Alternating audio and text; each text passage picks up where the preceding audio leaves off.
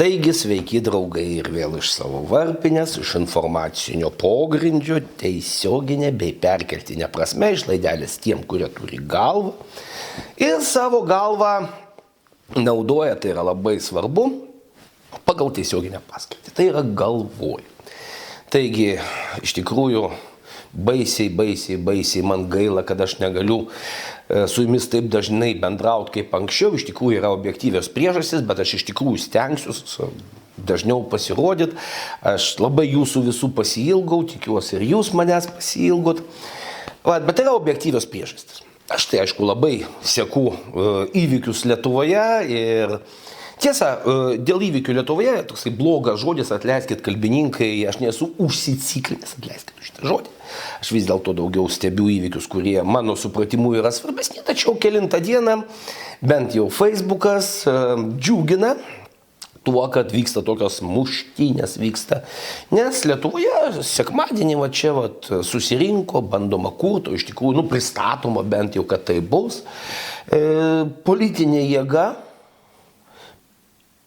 kurią būtų galima pavadinti eilinį kartą, tiesą sakant, Lietuvoje tai ne naujiena, už visą, kas yra gera, prieš viską, kas yra bloga. Prie konkretaus atveju mes sugrįšime, bet aš vis dėlto pradėsiu nuo teorijos. Taip, tai yra nuobodu, teorija yra nuobodus dalykas, tačiau, dovanokit, jeigu jums reikia paprastų atsakymų, tai ne šitame kanale ir ne iš manęs. Tai yra paprastesnių kanalų, kurie paaiškins, kuris yra veikėjas geresnis, kuris blogesnis. Ir tuomet pirmin, tegul aiškina. O teorija yra tokia. Kaip veikia istorija, tai yra, kas formuoja istoriją. Iš tikrųjų, iki pat paskutinio meto buvo dvi pagrindinės koncepcijos. Viena koncepcija, kad istorija formuoja asmenybės. Tai yra labai stipriai supaprastinta, aš labai stipriai viską supaprastinsiu, kad būtų aiškiau. Tai yra, tarkim, jeigu nebūtų gimęs ten, tarkim, Napoleonas, Prancūzija niekuomet jokių būdų nepasuktų tuo keliu, kurio pasuko arba Adolfas Hitleris nebūtų gimęs, tai Vokietija niekada netaptų nacistinė valstybė, kuri tapo ir panašiai. Šiaip tai yra, teorija yra nuostabi. Ir iš dalies pasitvirtino, tačiau iš karto atsiranda tam tikrų prieštaravimų. Nes gali atsitikti taip, kad tiesiog terpė yra tokia, kad lyderis savaime išauga, kas be atsistotų toje terpėje, pasigavęs tas madingas idėjas, tas ir bus lyderis. Galų gale, vėlgi tiesa būtent lyderio, kuris formuoja istoriją, būtent tai koncepcijai, aišku, dabar pritarė ir genetikai. Kaip būtų be keista, iš tikrųjų paskutiniai tyrimai parodė, kad egzistuoja tam tikra dalis žmonių, ne vienas, ne du žmonės, dalis žmonių, procentas žmonių, kurie genetiškai turi savybės, kurios padaro jos lyderiais. Ir kaip tuomet, aišku, atrodo istorija, jeigu mes priimsim, kas yra, aišku, nesąmonė, kad vien tik tai asmenybės formuoja istoriją, kaip atrodo daugmaž tokia kova. Tai maždaug taip, kaip atrodo babuinų kova, kas stipresnis, tas ir laimės. Tai iš tikrųjų veikia ir tarp žmonių, bet iš principo viskas atrodytų būtent taip. Egzistuoja antra koncepcija. Prisiminkim, kas, tas pats, sakykime, Gegelis ar, pavyzdžiui, Karlas Marksas, o jau be prisiminiau Karlą Marksą, kurie teigia, kad istorinis procesas, jis yra tiesiog kaip laiptai, kur iš vienos formacijos visuomenė pereina į kitą ir viskas tai yra visiškai dėsningai, jeigu tu supranti principą, tai pradžioje ten buvo vergovė, ten pirmykštės, iš vis pirmykščiai žmonės, paskui vergovė, paskui kapitalizmas ir paskui viskas, pagal Marksą turėjo baigtis komunizmu, nesibaigė. Bet esmė tokia, jūs mane supratot, kad viskas jau yra daugmaž. Yra procesas, kur asmenybės, aišku, galbūt ir svarbios kažkokiu tai būdu, bet iš tikrųjų, kas bebūtų, tai procesas viską nulems. Aišku, tai yra, vėlgi labai viskas yra gražu, tačiau net ir galima prisiminti, net nelįsti laikus šio laikinius, nes vis laik ten galima pasiginčyti, ten, sakykime, dabartinė kokia nors ten Europos Sąjunga ten stato komunizmą ar ne komunizmą, kad jie ten stato kažkokį tai kvazi socializmą, tai čia yra faktas, bet ne apie tai. Bet yra nuostabiausias pavyzdys, tai yra mes iš mokyklinių laikų žinom tokį dalyką.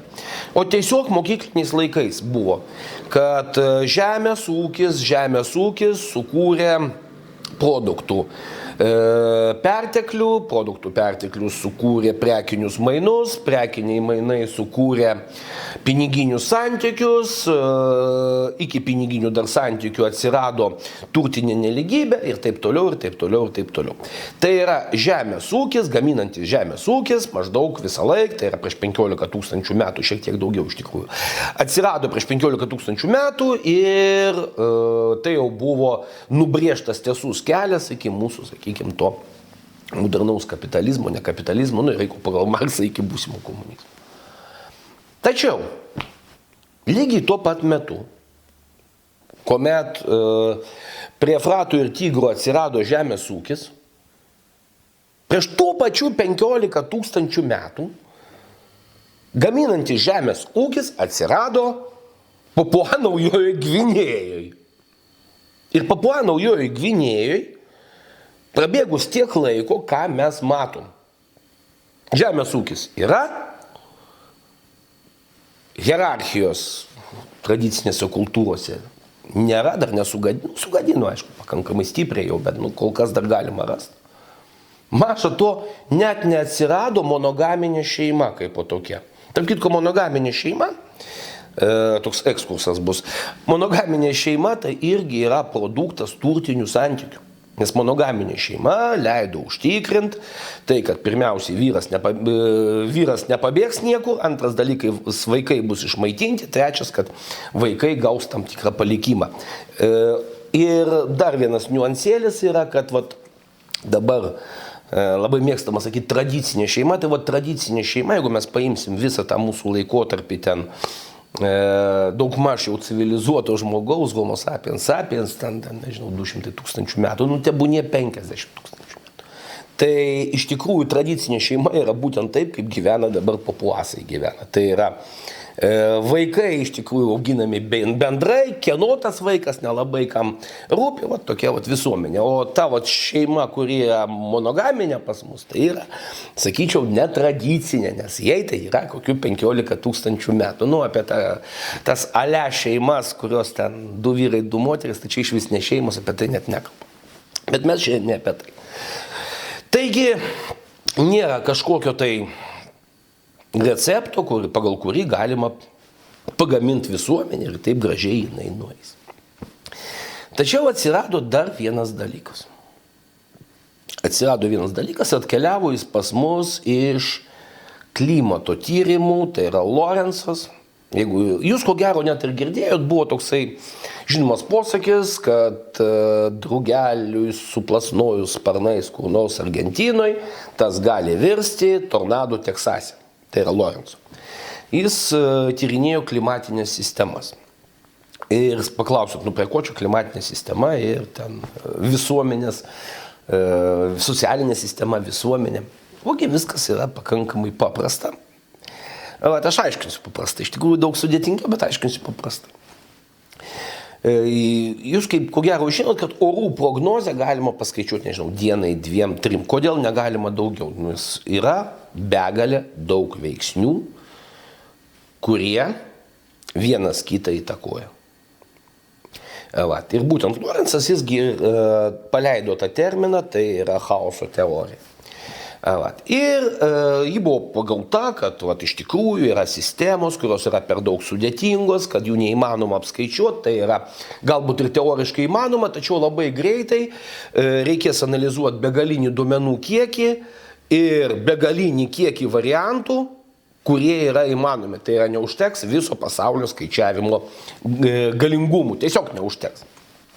Ir pasigavo šitą dalyką labai daugkas ir pradėjo kažkur apie 20 amžiaus antroji pusėje tą dalyką taikyti socialiniam sistemam, kurios yra labai irgi sudėtingos, per daug sudėtingos. Bet sudėtingesnės galbūt net už klimatą. Ir tuomet paaiškėja paprastas dalykas. Jeigu atsiranda grupė žmonių, ar vienasmenis vadas, ar grupė žmonių dažnai, kurie pasako, mes žinom receptą, kaip sukurt, ten, nežinau, gerovės valstybė, ten Eldorado žemė ir taip toliau, taip toliau, taip toliau. Kad tai padaryti reikia, vėlgi, be galo daug veiksnių apskaičiuoti ir įvertinti be galo daug variantų. Tai neveikia. Tai visiškai neveikia. Geriausiu atveju tokia publika, kuri bando sukurti rojų žemėj, dar prieš tai, tarp kitko, ta publika turi tarpusavį susitarti, jūs įsivaizduokit, kad tarpusavį dar reikia susitarti, kas yra gėris, kas yra blogis, kas yra siektini dalykai. Ta publika blogiausiu atveju po keliarių metų tampa visiškai juokinga, nes jį tiesiog demokratiniai santvarkoj neįvykdžiusi savo ketinimų ir pažadų tiesiog jį ten išsilaksto ir tiesiog užmirštama. Lietuvoje mes tokiu atveju irgi jau matėme. Blogiausiu atveju, jeigu šita publika įsigalėja atsisėda ant galvos ir pradeda visuomenę pastoviai koreguoti tą procesą, kurio negalima neapskaičiuoti, kur kiekviena detalė to proceso gali paveikti kitą, pradeda koreguoti rankiniu būdu procesus. Tai yra, toliau viskas susiveda pirmiausia į biurokratiją, į perteklinį reguliavimą.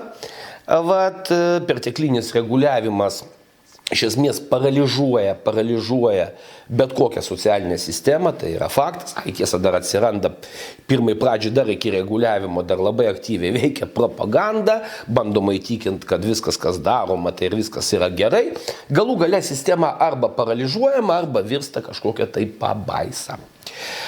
Vėlgi, jeigu mes jau prisiminėm Karlą Marksą, tai geriausias pavyzdys tai yra visokiausi komunistiniai rudimentai. Tai yra komunizmas, tai yra labai gerai parduodama prekė, kokiam įpakavime komunizmas nebūtų buvęs, kuris visą laiką gerai parsiduoda.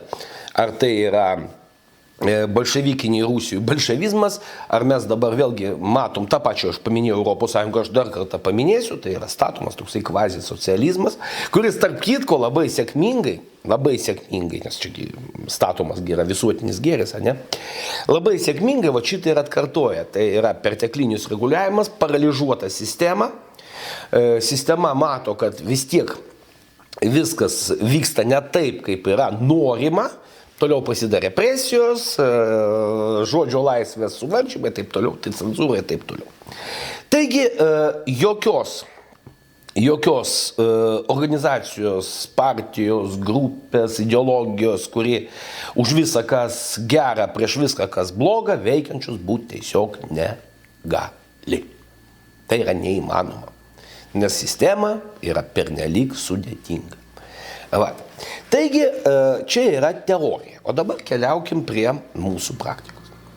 Tai yra, pirmiausiai pradėkim nuo to, kad Lietuvoje, ne tik Lietuvoje, bet ir Lietuvoje, tokie dariniai, kur prieš viską, kas bloga, už visą, kas gera, jie gimdavo, o dar dažniau atsitikdavo taip, kad bandydavo gimti vos ne kiekvienoj ten kadencijai. Aš dabar prisimenu, ką aš jau prisimenu, tai iš tokių ryškesnių, tai Kęstutis Čelinskas ir Jungtinis demokratinis judėjimas, kuris į nieką nevirto, suskilo, tapo Jungtinių demokratinių judėjimų, nepartinių demokratinių judėjimų. Manote, aš jau irgi kai ką pamiršau, dar kažkada buvo Matulevičius su Tautos ateities forumu ir taip toliau. Dar daugiau buvo nepavykusių bandymų. Tai yra iš pačių tokių naujausių bandymų, tai yra Šeimų sąjūdis, kuris sugebėjo savo laiku padaryti stebuklą. Tai yra žmonės, kurie įgijo milžinišką kapitalą, kapitalą turiu omeny socialinį be abejo, apie kitus dalykus aš nežinau, milžinišką pasitikėjimą, tai yra mes matėm mitingus, kurie didžiausi nuo sąjūdžio laikų galų gale, bet iš to net nesugebėta sukurti politinės partijos. Nors iš tikrųjų politinė partija nereikliem piliečiam, nereikliem rinkėjam, iš šeimos sąjūdžių pavyktų visai neblogai ir ji būtų atsidurtų dabar tokioj pat pozicijoje, kaip pavyzdžiui tas pats Žemaitaitis. Žemaitaitis tai yra žmogus, kuris jis yra klasikinis populistas, o populistas nėra taip blogai iš tikrųjų. Bet tai atskira kalba. Klasikinis populistas ir jis orientuotas į nereiklų rinkėją, visiškai nereiklų rinkėją. Tai šeimų sąjūdis galėjo pilnai būti tokia partija. Toliau mes turėjom dar kelis tam bandymus, ten Nidos Vasiliauskaitės ir ten dar N bandymų. Ir tiesą sakant, visi tie bandymai virto niekuo. Vienintelis galbūt bandymas patekt su tokia irgi programa apie nieką buvo Drąsos kelias, bet ten mes turėjom įvykį, kuris labai konsolidavo vėlgi tą nereiklų rinkėjų. Taigi, ką mes turim? Turim tokią situaciją, prisiminam teoriją, turim tokią situaciją. Taigi, klijuojama organizacija, kuri mano supratimu surinktų žmonės, kurie pirmiausia nesusitars dėl kažkokių tai bendrų kelių. Be abejo, yra vieninti figūra, tiesiog ten figūrų tiesa daugiau, yra vieninti figūra, bet tada mes prisimenam labai nuostabų dalyką. Kad vis dėlto istorija taip, iš dalies lemia ir asmenybės.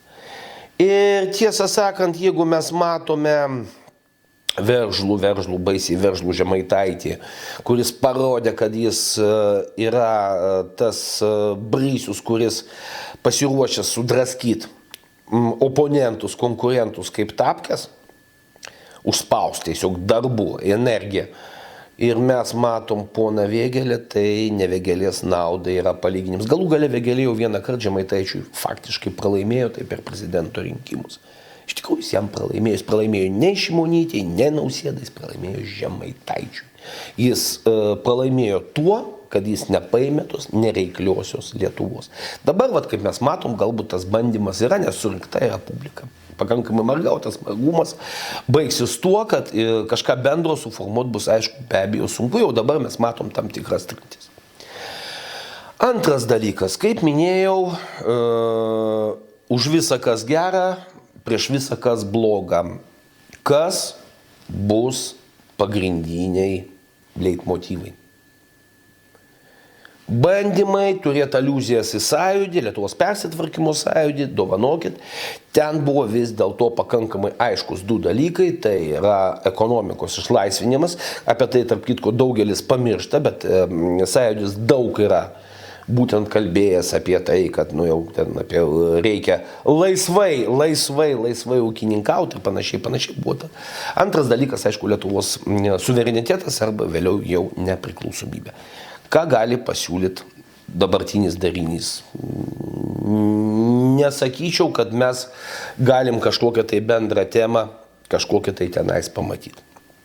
Trečias dalykas grinai techninis. Pirmi rinkimai yra savivaldos rinkimai. Tai yra atitinkamai didžiulis vaidmuo yra skyriams. Iš ko rinkti skyrius? Kad rinkti skyrius reikia žmonių. Aišku, galima surinkti sąrašą ir dovanokit, taip jūsų ištikamam tarnui teko tokia garbė. Kartą gyvenime rinkti rinkimų sąrašą tiesiog iš tų, kas jau sutinka, ką tekdavo prašyti asmeniškai. Taip galima. Bet tai yra ne variantas. Pilnavertiai politiniai partijai reikia skyrių. Politiniai partijos skyriai negimsta iš tuščios vietos. O jūs pažiūrėkit vėlgi žmonių pagrindė amžių. Patirtis yra gerai, bet aktyvumo aš nesitikėčiau. Taigi, variantas, kad atsiras politinė partija, kuri surinks 2000 steigėjų, aš šitą mintį beveik atmetu ir greičiausiai yra kalba apie tai, kad bus kūriamas junginys vienos ar kelių partijų pagrindų. Vat. O šitą Lietuvoje mes irgi matėm. Vat, aš tada iškart primenu, net vienas buvo bandymas sukurti politinę jėgą iš viršaus, tai yra Adamkaus naujosios politikos, ten kaip koalicija ar panašiai. Adamkaus naujosios politikos net akivaizdžiai skūrė be abejo kaip alternatyva ir socdemam, ir konservatoriam, tai yra Brazauskų ir Landsbergio politiniam stovyklom, kitaip galim pavadinti. Tas dalykas net nepavyko. Ar pavyks dabar? Nu, aš drįsčiau abejot, pagyvensim, pamatysim. Taigi štai, aš nesakau gerai, blogai, aš jokių vertinimų. Šiuo atveju aš jokių vertinimų nenoriu duoti. Man iš tikrųjų tai nėra antiek svarbu, man iš tikrųjų nėra svarbu. Tiesiog aš norėčiau, kad jūs, mano žiūrovai, nepultumėt stačia galva. Pagal Nėriaus Pečiūro dainą, ten buvo, mums reikia naujo vado, šitą nereikia. Ir kitas dalykas, nepulkit vieni kitiem į atlapus. Už Vėgėlę, prieš Vėgėlę. Prisiminkit, sėdė toks Vitalijus Balkus, kuriam yra visa tai maždaug kaip, stebėtojų gamtininkų kol kas stebėt. Gal vėliau mano nuomonė pasikeis, kol kas mano nuomonė yra tokia ir mano perspektyvų vertinimas yra būtent toks. Taigi, ačiū, kad žiūrėjot, jeigu kas užsiprenumeravot, užsiprenumeruokit, šitą irgi dalyką galima pastatyti ir iki kito karto. Iki.